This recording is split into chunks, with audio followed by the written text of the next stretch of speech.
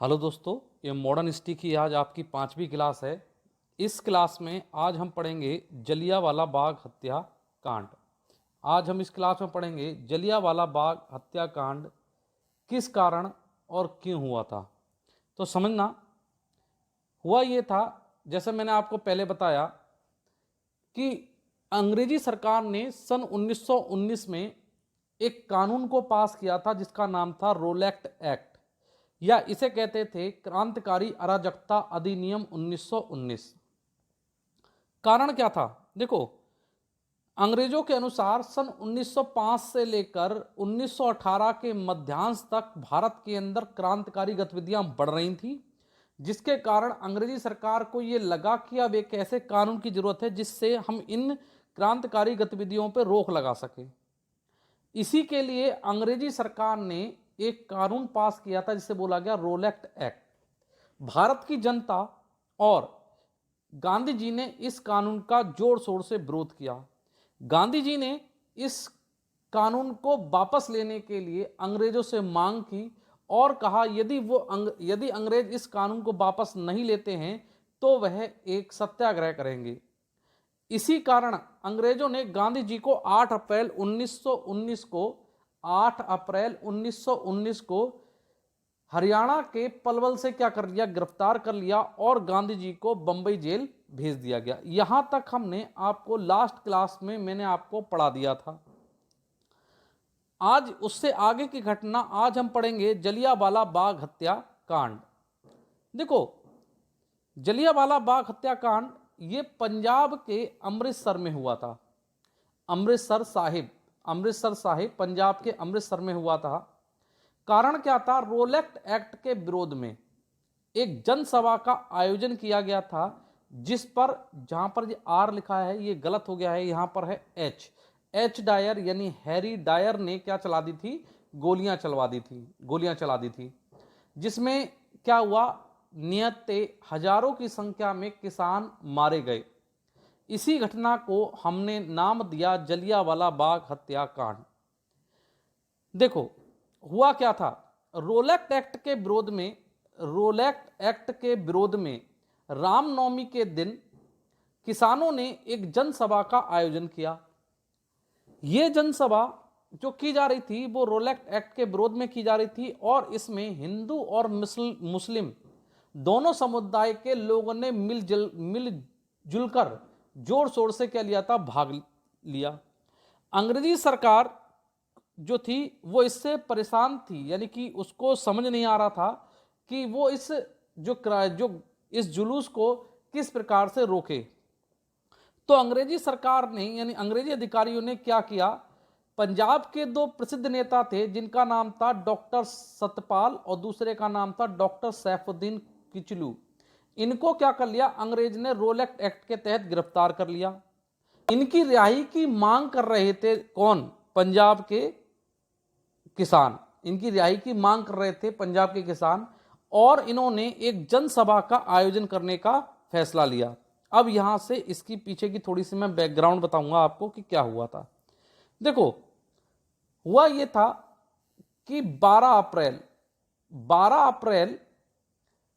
1919 को हिंदू सभा स्कूल में एक मीटिंग का आयोजन किया गया, एक बैठक का आयोजन किया गया जिसका नेतृत्व हंसराज ने किया।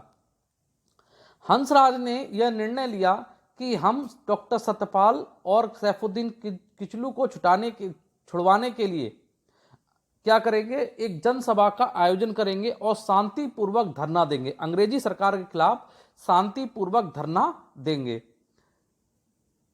पंजाब के उस समय जो पंजाब का लेफ्टिनेंट गवर्नर जो था वो माइकल ओ डायर था। कौन था? प्रशासनिक अधिकारी माइकल ओ डायर था। इस माइकल ओ डायर ने 11 अप्रैल को पंजाब में कर्फ्यू लागू कर दिया था और प्रशासनिक अधिकारियों को ये निर्देश दे दिए थे कि वो किसी भी प्रकार का कोई भी जुलूस या जनसभा का आयोजन नहीं होने दें। अंग्रेजी सरकार को यह मालूम चल गया कि 13 अप्रैल 1919 को जलियांवाला बाग में एक जनसभा का आयोजन होने वाला है। उस समय पंजाब का जो सैनिक अधिकारी था उसका नाम था Harry Dyer, colonel Harry Dyer, colonel Edward Harry Dyer. जो एच डायर था इसको खबर लगी, यानी कि जो उस समय पंजाब का जो सैनिक अधिकारी था कर्नल एडवर्ड हैरी डायर, जिसे एच डायर कहते थे, इसको खबर लग गई।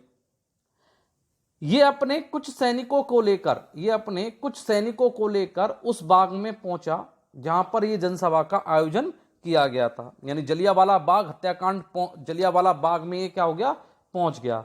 और इसने निहत्थे किसानों पर गोली चलाने का क्या दे दिया, आदेश दे दिया। अपने सैनिकों को आदेश दे दिया कि वो क्या कर दे, जनसभा पर क्या चला दे। नियत्ती जनसभा थी, किसी भी प्रकार का कोई भी उपद्रव नहीं हो रहा था, वहां पर शांतिपूर्वक जनसभा हो रही थी। और इसने वहां पहुंचते ही बिना किसी आदेश दिए, यानी कि जनसभा को कोई भी आदेश नहीं दिया था कि आप इसको छोड़कर यहां से चले जाएं, ये वहां पहुंचा और इसने निहत्थे किसानों पर क्या कर दिया, गोलियां चलवानी शुरू कर दी।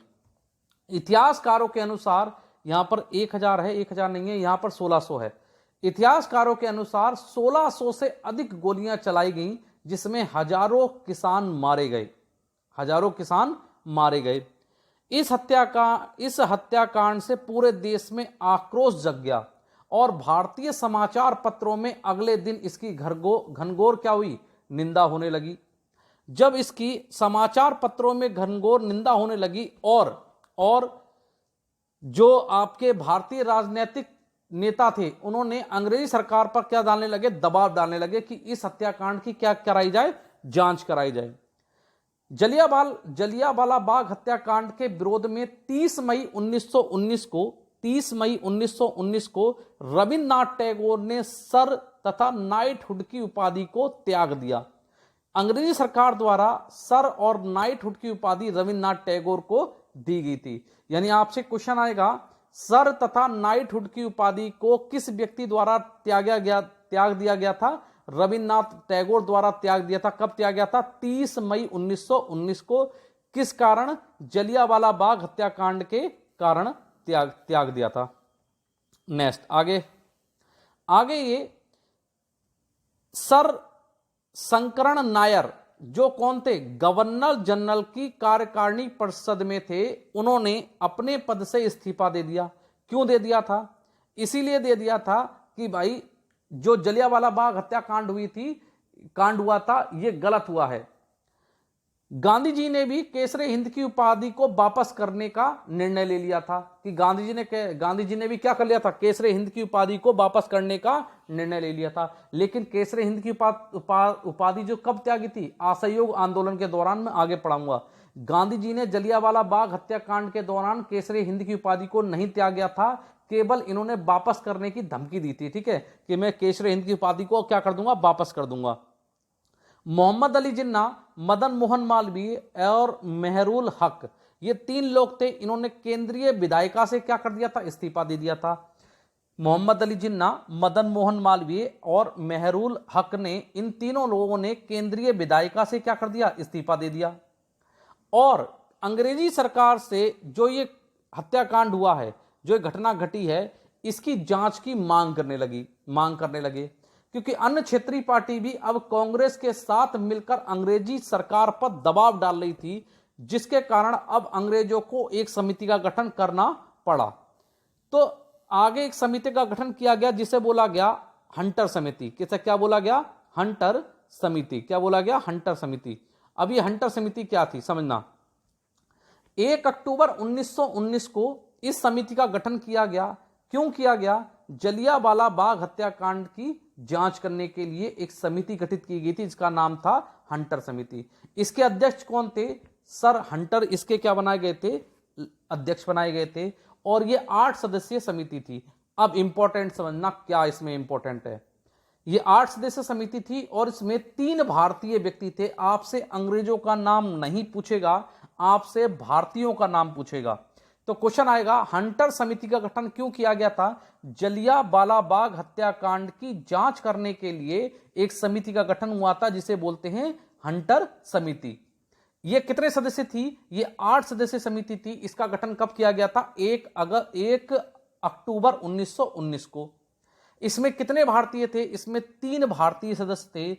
पहले था चमन लाल सीतलवाड़ा, दूसरे का नाम था साहबजादा सुल्तान अहमद और तीसरे थे जगत नारायण। ये तीनों नाम आप याद रखना। अंग्रेजों का नाम आपसे नहीं पूछेगा, अगर पूछेगा तो भारतीयों के नाम पूछता है। चमन लाल सीतलवाड़ा, दूसरे का नाम था साहबजादा सुल्तान अहमद और तीसरे का नाम था जगत नारायण। ये 3 भारतीय थे। इन सभी लोगों ने अपनी रिपोर्ट मार्च 1920 को सौंपी और रिपोर्ट में ब्रिटिश पार्लियामेंट में सौंपी थी, भी ध्यान रखना, ब्रिटिश पार्लियामेंट में सौंपी। और इस रिपोर्ट में कहा कि लेफ्टिनेंट गवर्नर ओडायर, जो प्रशासनिक अधिकारी था उस समय पंजाब का, वो निर्दोष है, यानी उस पर उसका कोई भी दोष इस घटना में नहीं है। जो घटना घटित हुई है इसमें उसका कोई भी हाथ नहीं है। और जो सैनिक अधिकारी था एच डायर यानी हैरी डायर, इसे दोषी माना और दोषी तो माना, लेकिन केवल इसे यह सजा दी गई कि इसे इसके पद से हटा दिया गया। इसे क्या कर दिया गया? इसे इसके पद से हटा दिया गया। जबकि भारतीय लोग थे वो इसकी फांसी की मांग कर रहे थे। किसकी मांग कर रहे थे? फांसी की मांग कर रहे थे। कर्नल एच डायर जो सैनिक अधिकारी था, इसको बचाने के लिए अंग्रेजी सरकार ने ब्रिटिश पार्लियामेंट में एक एक्ट पारित कर दिया और कहा कि क्या किया? और ये कहा, और इसी एक्ट के तहत क्या कर दिया कि कर्नल एच डायर को इंग्लैंड वापस बुला लिया। यानी कि नॉर्मल सी बात है, अगर भारत में रहता तो कोई ना कोई उसको भारत में मार ही देता, कोई क्रांतिकारी 100% मार देता। तो हुआ क्या कि अंग्रेजी सरकार ने क्या किया? इसको बचाने के लिए एक्ट पारित किया और उसके तहत इसको क्या कर लिया? इंग्लैंड वापस बुला लिया। हंटर समिति के अनुसार इस हत्याकांड में केवल 379 लोगों की हत्या हुई थी और कहा कि कर्नल एच डायर ने गोली चलाने का आदेश इस आधार पर दिया था क्योंकि वहां जनता जो थी वो हिंसात्मक हो गई थी और जनता उग्र होने के कारण जो कर्नल एच डायर था, इसने गोली चलाने का आदेश दिया था। जो वहां की संसद थी, इंग्लैंड की संसद थी, उसने कर्नल एच डायर को अंग्रेजी साम्राज्य का क्या कहा था? शेर कहा। अंग्रेजी साम्राज्य के शेर से क्या? शेर की उपाधि से इसको सम्मानित किया और 1200 पाउंड क्या दिए? इनाम में दिए थे। इनने क्या दिए थे? 1200 पाउंड क्या दिए? इन्होंने इनाम में दिए। और जो इंग्लैंड के बड़े बड़े उद्योगपति थे, उन्होंने भी क्या किया? इसको बड़े बड़े इनामों से क्या किया? नवाजा। किसको? कर्नल एच डायर था, इसको। अच्छा ठीक है। भारतीय भी कोई कम तो थे नहीं। भारतीयों ने इस हत्याकांड की जांच करने के लिए, यानी हंटर समिति की जो रिपोर्ट बनी थी उस रिपोर्ट की जांच करने के लिए और हत्याकांड की, यानी जो आपका जलियांवाला बाग हत्याकांड हुआ था, इसकी जांच करने के लिए एक तहकीकात समिति का क्या किया था? गठन किया था। तो इज मोस्ट इंपॉर्टेंट क्वेश्चन कि बताओ कौन सी भारतीय समिति थी जिसने जलियांवाला बाग हत्याकांड की जांच की थी? तो वो थी तहकीकात समिति, या इसको बोलते हैं मदन मोहन मालवीय समिति। इस समिति का गठन 7 जून 1919 को हुआ। ये 6 सदस्यीय समिति थी। आपसे 2016 के टेट में 2016 के समीक्षा अधिकारी के पेपर में आपसे पूछा गया था, निम्नलिखित में से कौन से सदस्य को मदन मोहन मालवीय समिति या तहकीकात समिति में शामिल नहीं किया था? तो ये 6 नाम आपको याद होने चाहिए। तो मदन मोहन मालवीय, मोतीलाल नेहरू, गांधी जी, चित्तरंजन दास जिन्हें सीआर दास कहते हैं, अब्बास तैयब जी और पुलिकत जयकर, ये जो 6 लोग थे, इनको क्या किया? तहकीकात समिति या मदन मोहन मालवीय समिति में रखा गया। इसका अध्यक्ष किसको बनाया गया? इसका अध्यक्ष बनाया गया मदन मोहन मालवीय जी को। इन्होंने अपनी रिपोर्ट में कहा कि इस हत्याकांड में 1000 से अधिक लोगों की हत्या हुई है और कोई भी जो सभा थी वो शांतिपूर्वक की जा रही थी। और इस रिपोर्ट के आधार पर अंग्रेजी सरकार से यह मांग की थी कि वह हैरी डायर को फांसी की सजा सुनाएं। अब घटना हो गई जलियांवाला बाग हत्याकांड, आपका पूरा हो गया आपको, लेकिन उस हत्याकांड का एक साक्ष्य था, वो थे ऊधम सिंह। तो ऊधम सिंह उस जलियांवाला बाग हत्याकांड के साक्षात गवाह थे, वो उस दौरान वहीं पर मौजूद थे। तो इन्होंने ये ठान लिया था कि वे किसकी, जनरल जो कर्नल एच डायर थी, उस कर्नल एच डायर जो है उसकी हत्या कर देंगे, यानी उसको मार के ही दम लेंगे। तो 13 मार्च 1940 को इन्होंने लंदन में माइकल ओ डायर, जो प्रशासनिक अधिकारी था, प्रशासनिक अधिकारी उनको मिल गया, और कर्नल जो एच डायर था वो बच गया। तो 13 मार्च 1940 को लंदन में माइकल ओ डायर एक क्या था, एक फंक्शन में गया था। उस दौरान ऊधम सिंह भी वहीं मौजूद थे।